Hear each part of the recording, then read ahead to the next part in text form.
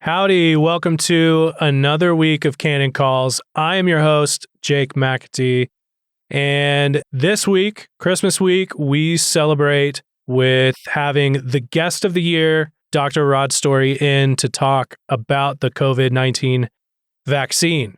So it's his birthday today on Tuesday, and if you have any kinds of social media, and you can hunt him down, please go tell him happy birthday and thank him for all the episodes he did with us this year about Corona and how helpful he's been. Without further ado, meet once more Dr. Rod Story.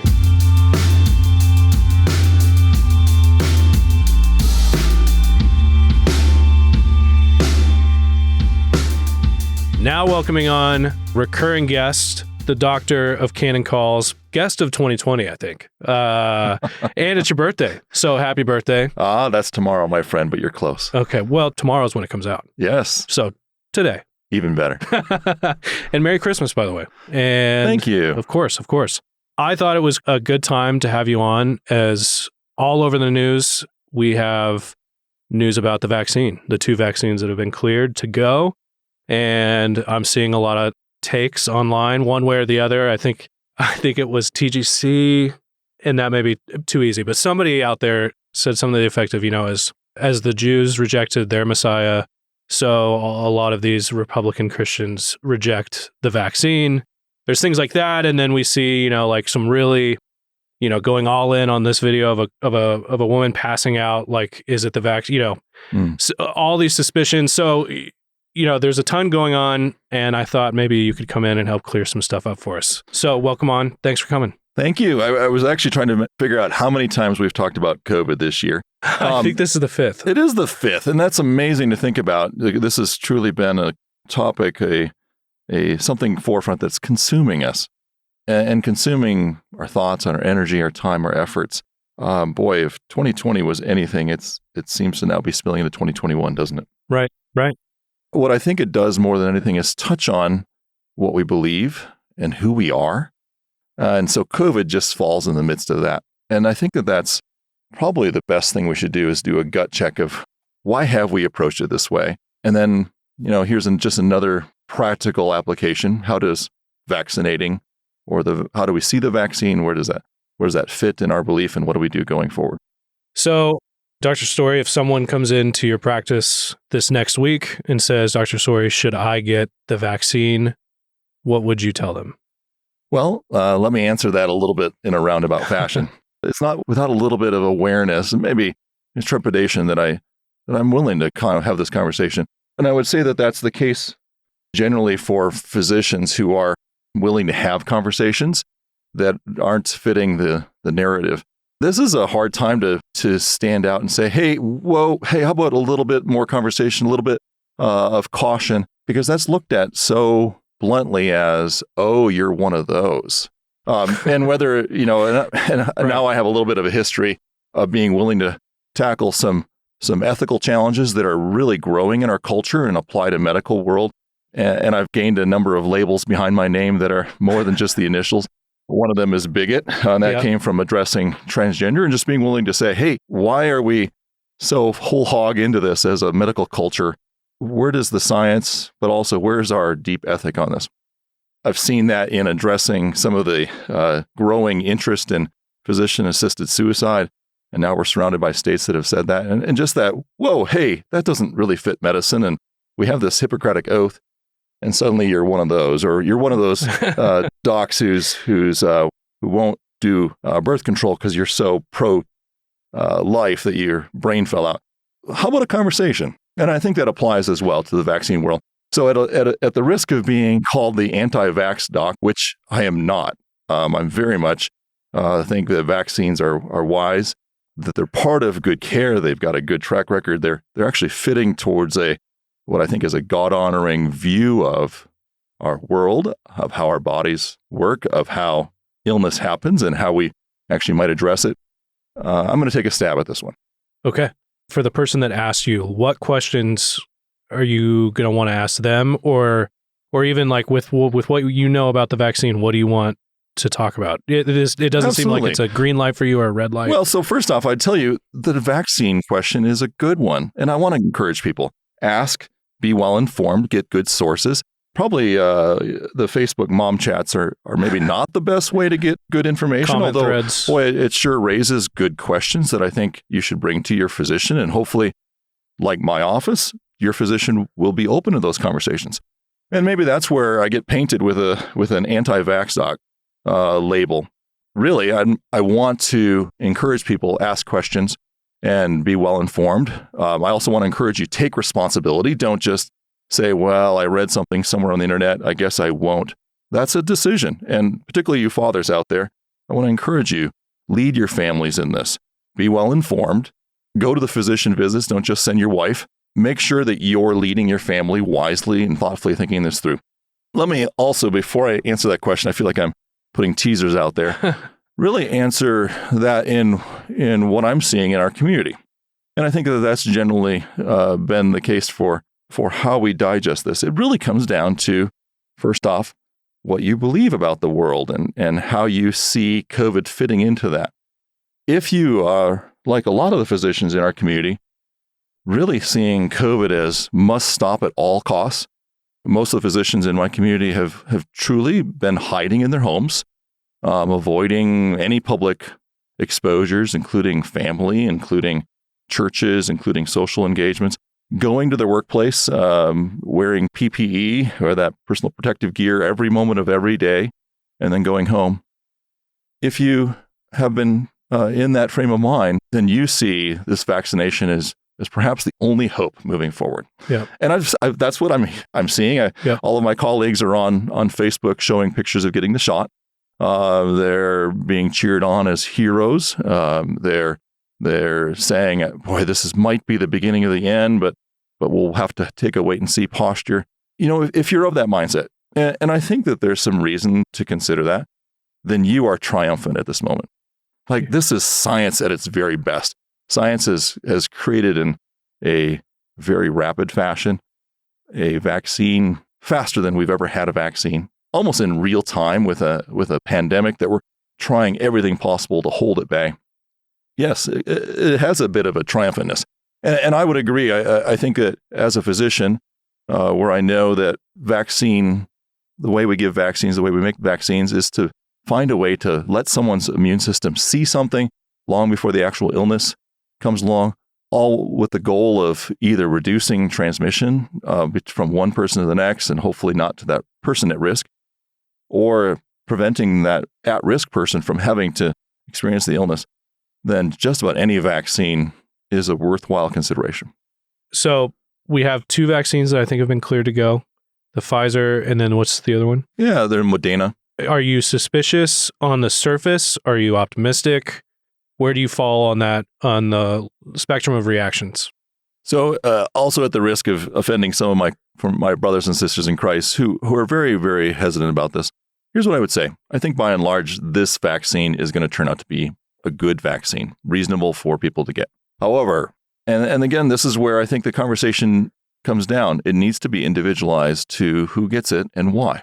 If you are at very high risk, if you're an elderly person, if you have significant health issues, COVID is a bad thing for you. And we've seen 300,000 deaths, and those have been almost entirely in that age bracket and with those health issues. Then even though this vaccine has been expedited, gotten out in record time, really hasn't been fully put to paces through all the testing, what we know is it likely is still going to be a lot better to get the vaccine than it is to get the illness. Fair enough. And I think that that's the case with most of these vaccines. Need to look at what is the actual risk of me getting it.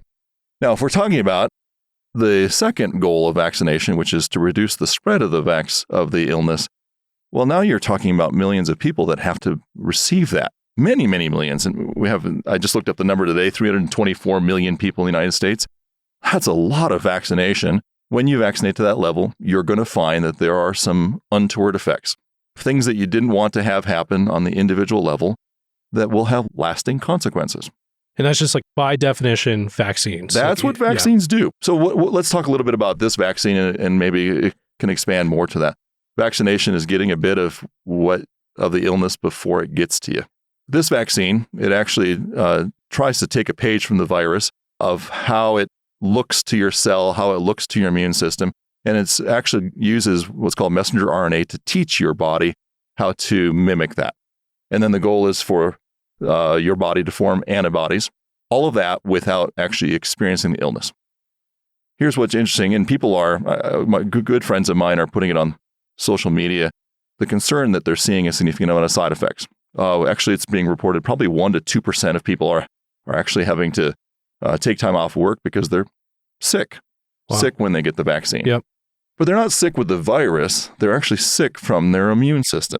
That's what happens. So in almost every illness, including viral, most of what we experience as the illness is actually our own immune system responding. Okay. So sometimes our immune system is triggered so aggressively that our immune system actually kind of causes it's a bit like our policy in Vietnam, napalm the woods to try and get everybody out. And you can't help but have some collateral damage. Right. Part of that experience of people getting vaccination is their immune system waking up. And I usually tell people, when you get the vaccine, your body's going to respond. You want it to. That's the goal. The problem is some people's immune systems respond so aggressively, it makes them sick. Some of those people, and this is a small number overall, but it's meaningful. Real people experience lasting side effects and consequences of immunization. There's where I think we need to pause. So my colleagues in medicine would often just say, let's not talk about that, or, that's such a less meaningful consideration. No, this is real.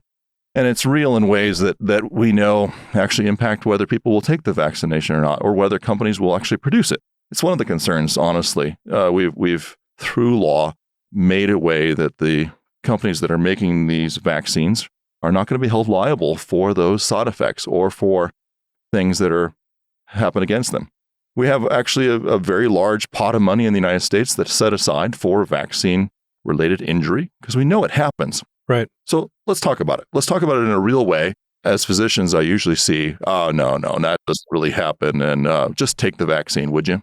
There's something that I've heard you say before that I thought was really good in regards to this discussion, where there seems to have been a flip where I think it was the previous episode that you talked about things such as herd immunity.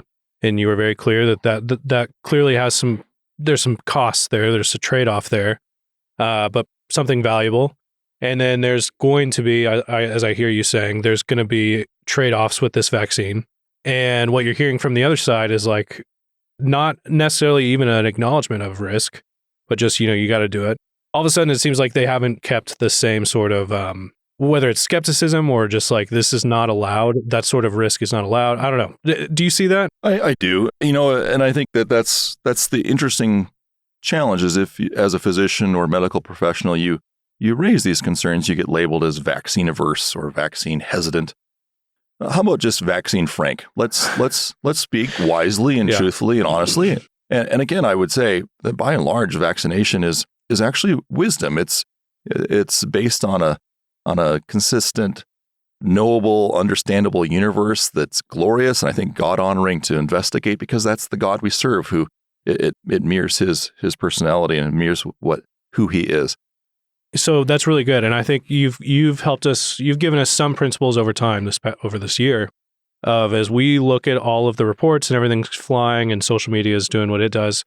One of the principles that I think you've really helped me with is that medicine is not law, and I think in the rhetoric of either side, and especially it's seeming like, especially the media side, is that this is law. Go get it. But as you're saying, that's just not really how medicine works. Can you expand on that a little bit more? Sure. Medicine is science applied, and it's a way of kind of looking or giving our best guess. If we're honest about the way that we see the universe, we know that as physicians, as medical professionals, as scientists, that we are limited. We're limited in our understanding. We're limited by time. We're limited by our ability to fully ask the right question. And that's the experience that, as a physician, I find invigorating, but I also think many people find rather frustrating. Like, wait a sec, do I get to eat eggs this decade, or are you going to take my eggs away? Is it good for my cholesterol or bad? Well, 0 points on Weight Watchers now. Yeah. Yes, Weight Watchers, so my this friend. Decade, This decade it's in. Keep on task, would you? We'll deal with dieting on January 1st. Okay. Sounds good. And that's the reality. But it is also the challenge. We don't know fully with this vaccination what are going to be some of the long-term concerns about using a messenger RNA vaccine. I've actually weighed this thought out, and I think some people wisely pointed out that this protein that using the messenger RNA vaccine will provoke has some similarities to proteins that are found in other parts of our body, particularly proteins that are in tissues of fertility. The placenta shares some unique proteins that could have some cross-reactivity. Not good. No, not good. And taking a vaccine could provoke some long-term antibodies to that. I think that's a question worth asking. And because we've expedited the process for this vaccine, we don't fully know. We haven't done all of the usual precautions. But even then, oftentimes we don't know. But I would tell you that if you follow that logic, having COVID should produce some of the same proteins and should provoke some of the same cross-reactivity. I think that's of interest, and we won't know fully what consequences COVID has for cross-reactivity and antibodies that could influence people's lives in other ways. We know that has some short-term effects to people's nerves and people's hearts, and some people do poorly with COVID because of that long after the illness is long gone. But that's the case for all viruses, and it's one of the wonderful and awful circumstances of our world. So what are some things as a physician that you would have wanted to see with this particular vaccine and its rollout that would make you less suspicious? The vaccine and the way it's rolled out, I think that the efforts have been generally good. And I don't see conspiracy everywhere. I think that this could be a fantastic and wonderfully elegant way to make vaccines, and it may be the way that we make them in the future. I'm also glad to know that these two main ones that have come out are not embryonic stem cell based, although they're farming out some of the production to other companies that might be using them. So it's a very challenging time to walk faithfully. I think that where I would like to see us go is, first off, by recognizing and talking openly that, hey, vaccines do have some unintended consequences. And second, being willing to honor people and say, hey, we know that you have questions. Let's talk them through, rather than paint people who are hesitant as anti-science knuckleheads. Because for the very reason that you're saying, this is not law. And organisms are their own, are organisms, and how this science applies to this. Things seem up in the air and open in a way that questions almost seem... To my medical colleagues, I would say this. We took an oath, and that oath was first, do no harm. We live in a world where honesty about unintended consequences is worth having. But secondly, also that we need to own them when that occurs and not be science deniers ourselves.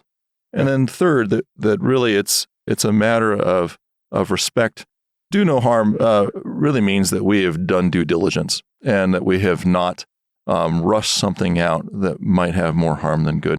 And that we have a history in medicine of doing that. I don't think that this has been rushed out too quickly, but I think we better be diligent to be watching carefully. So you've mentioned so far that you think for folks who, since coronavirus is a bad deal for folks, certain bracket of folks, this vaccine might be a good idea for them. Let me be plain. If you're at high risk, if you're elderly, if your years of life versus benefit from avoiding COVID balance tips towards avoiding COVID, I think a vaccination is a way of avoiding it and treating yourself to prevent that. For all others, I think that it is reasonable and good to ask questions and to be cautious and not to rush into this. Let me segue a little bit. I think I would like to pose 5 questions. Yeah, 5 questions for my medical colleagues, 5 questions that I think really we need to do a gut check on that will be revealing to what we believe. And again, I spoke earlier that, I'm surrounded by colleagues that have been hiding. My experience is incredibly different. And through our practice, we looked at the information early. We said, wow, this is bad for certain people. Let's work to take care of them. For the rest, I think you need to individualize that, but it looks like, based on the data, that you're way more likely to survive and fully recover from COVID than ever have trouble. And, by and large, we're in a community of churches and schools that have done just that. And through our clinic, we've seen, dozens and dozens of cases that have been confirmed, but many more, hundreds and hundreds of cases of people who have done that, who've had COVID confirmed or strongly suspected because they live in the same house, who have made that recovery and who have not had those long-lasting concerns and now are able to move forward. Right. And I live in a community where we have this fear of people dying of it, and yet we've had only 3, which is amazing. Our particular community here. Three people have died in our community, and all elderly with significant health issues. Boy, I don't want anyone to be lost. Let's be clear. I'm in the business of trying to prevent people from dying, but I'm so thankful that we've had so few, and I think we're losing that thankfulness or that awareness. The same across our border. We've had probably tens of thousands of cases in our communities now, confirmed and suspected, and those people have made full recoveries, and I'm thankful. That needs to be taken into account. Well, you said you had 5 questions? Yeah, 5 questions. First, I would say is, what do we do about these people now that have survived COVID? Yep. We have a lot of data that shows these people have strong immunity. So what do? We have this vaccine that's coming out, and there's a huge push for vaccination, but there's no discussion on what to do with people that are naturally immune to this illness. This is a bizarre thing to me, because the reality is that we have a vaccine that we're using with the whole goal of mimicking natural immunity. Yep. We actually don't even know that vaccine will give us lasting or long-term immunity that would be beneficial. There's a lot of you get the vaccine, but we're not sure you'll ever take the mask off. Okay, that's worth considering, but that wasn't the goal. We also don't know if natural immunity is so much better than vaccinated immunity. And we know that from other illnesses, but it meets somewhere in the middle. It could be actually that natural immunity is less beneficial than this vaccine. This vaccine is a unique way of triggering immune reactions that might be more powerful and lasting. But again, back to the question, what do we do with these people? We have 16 million confirmed cases. 16 million. That is a crazy number of people in the United States. And if we know from looking at the numbers, that underrepresents the total number of people that have been sick. Could be 10, yeah. Could be 20. Some data shows that. That is, even a conservative measure of 10 times 16 million is 160 million. That is a full 1/3 of the United States has been exposed to this. Right. That's pretty amazing to think about. Right. Those people, are we going to test all of them? Are we going to treat them as second-class citizens? Are we going to say, as we have kind of indicated through our culture, that no, too bad if you've had COVID-19 and you've recovered, you still need to wear the mask. Right. We've chosen as a society to take a very different approach. And I would say, medical professionals, let's talk frankly about natural immunity, and let's start treating those individuals like we're hoping to treat people who are vaccinated. Awesome. Okay. Second question I have for my colleagues, will we make this vaccine mandatory? I think that's a really important question to ask. Mandatory is not something that we've done in medicine.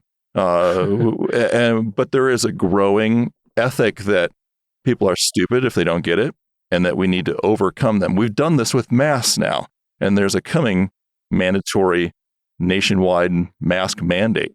How will we get out of that? Well, I only see that we're setting up a stage for mandatory vaccination. And we've already had states move that way for childhood vaccinations, where they've refused to allow kids to go to school if their parents have been hesitant or decided to do vaccines in a way that they, after some careful and thoughtful approaches, wanted to do it. We've seen a really heavy-handed approach. And I'm concerned that's not someplace we've gone in medicine. How can it be that we choose to go mandatory or to support as mandatory something that for the vast majority of people is an incredibly low-risk situation? And let's be honest. Again, look at the data. We have many, many millions of patients who have had and recovered from COVID worldwide. We know the likelihood of dying of it, if you're less than age 60, is less than 99.9%. That's an amazing circumstance. So I think to justify that next step either means that you have a significant belief that you think triumphs others. Right. That's a dangerous precedent in medicine. Given what we know about medicine, again, which is that it's not law. It's not law, and it has pitfalls that we don't always foresee. And that's part of good medicine, is being is proper conversations about, well, as we say it, risk, benefits, indications, alternatives, authorized consent. We do that for surgery. We do that for just about any medicine. Why would we not extend that same consideration of people's autonomy when it comes to vaccination? Question 3. All right, here we are, 11 months into a 2-week attempt to flatten the curve. Yeah. It has some humorous benefits, and I hope people take it that way in some ways, because we keep changing the goalposts and we keep changing our perspective on what the goal of this COVID. But I do think, again, the question needs to be asked, and I think it needs to be asked to my colleagues, what is the cost of this mass masking shutdown? Because the shutdown has happened almost entirely at the behest of medical professionals, whether the Surgeon General or whether the head of the NIH, Dr. Vačč, or others. It's been pushed by physicians who have said, we must at all costs avoid Christmas and stop Thanksgiving. But let's again keep talking about some of the consequences. So there's about 500,000 small businesses that are now out of business. That's mom and pop. That's families. That's generations of lost investment and income. That's immigrants working. That's the American dream. Not Amazon.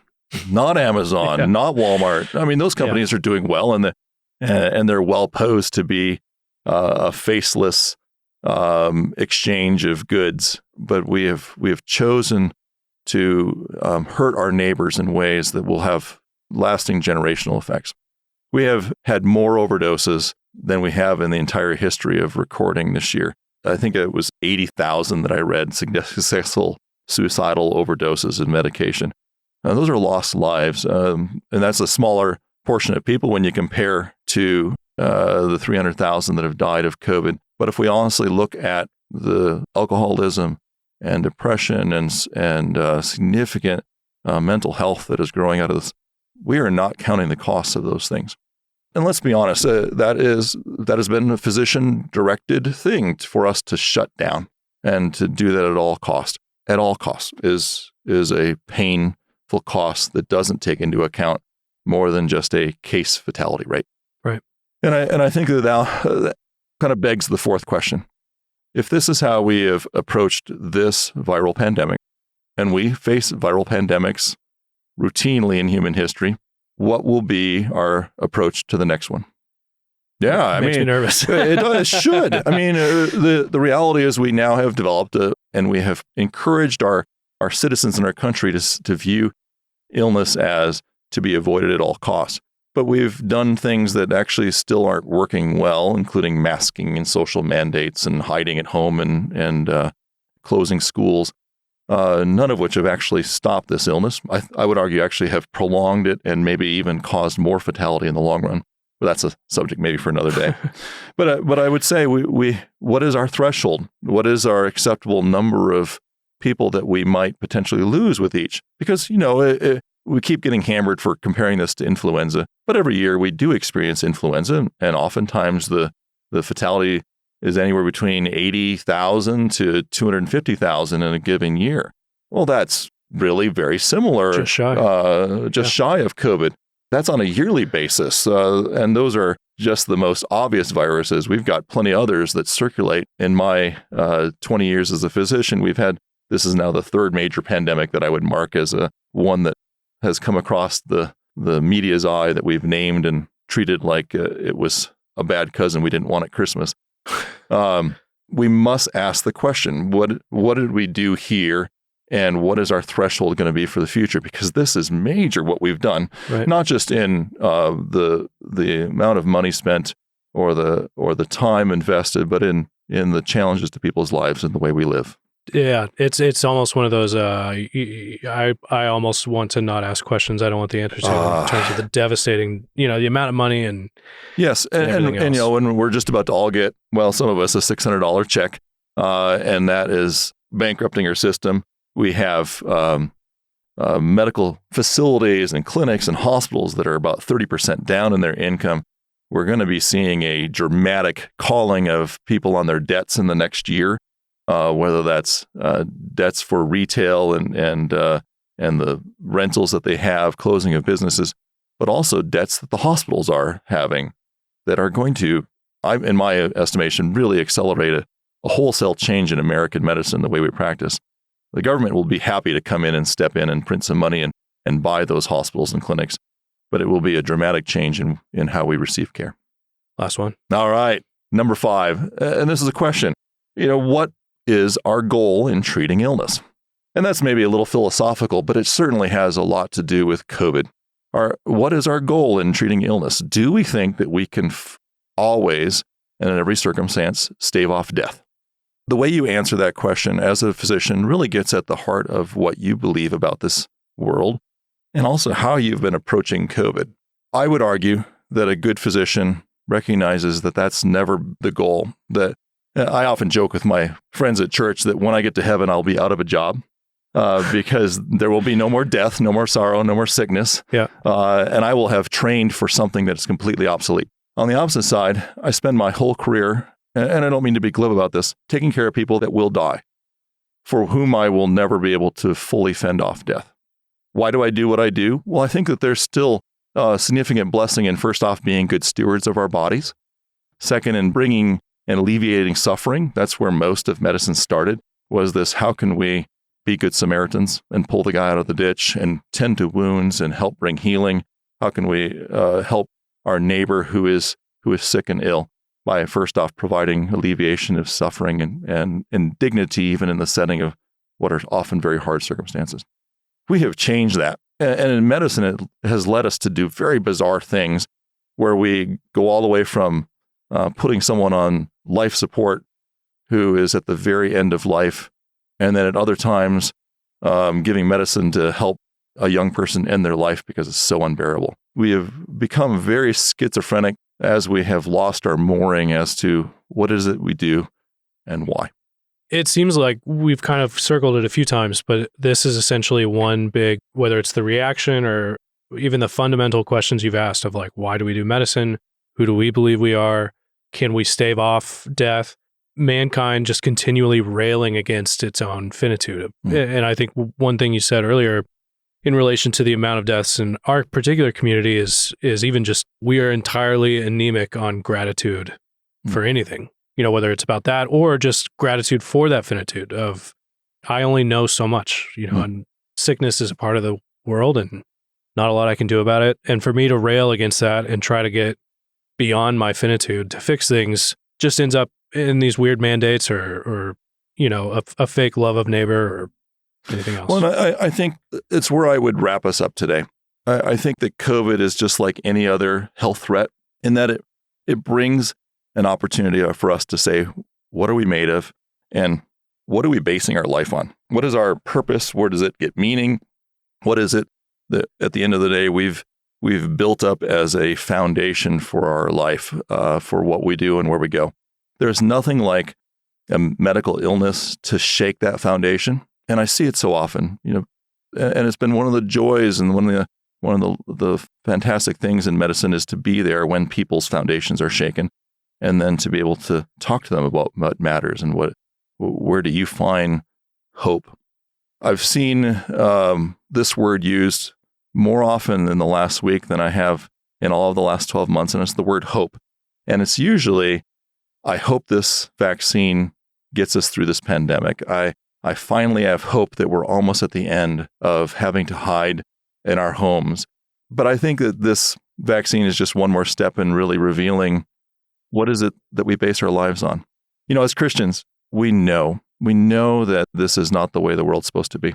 And I think that people generally have that feeling of like, well, as Solomon says in Ecclesiastes, God has put eternity on our hearts. And he despairs of that. He has the sense that he's supposed to live forever, and yet he's finite and his body is failing and he's aging, as you read later in Ecclesiastes. We're surrounded by people who are despairing and are looking for anything to hope on. Here we are as believers knowing this isn't the way that life is meant to be. We have bodies broken, and they're broken because our father Adam and our mother Eve rebelled. They sinned. They left a perfect world in which their bodies never failed, and they rebelled and they went their own way. And we are suffering now bodies that age, that die, that face disease, that will never leave this world without making that journey through the common experience of death. Boy, if that was where it ended, though, how hard would that be? Here we are, perfectly smack in the middle of Christmas.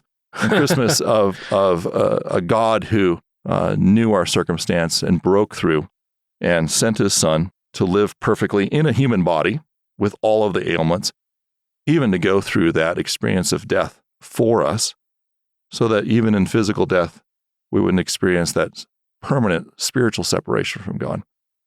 We are a people of true hope, and that hope is remarkable. What a time for us to, again, be neighbors in the truest of sense. Neighbors in not only serving, but neighbors in holding out the one and true hope as we celebrate Christmas together. Well, sir, thank you so much. Merry Christmas. Merry Christmas to you. Thank you so much for 2020 coming in and helping us just decipher the times. Yeah. Peace on earth, goodwill towards men. Cheers.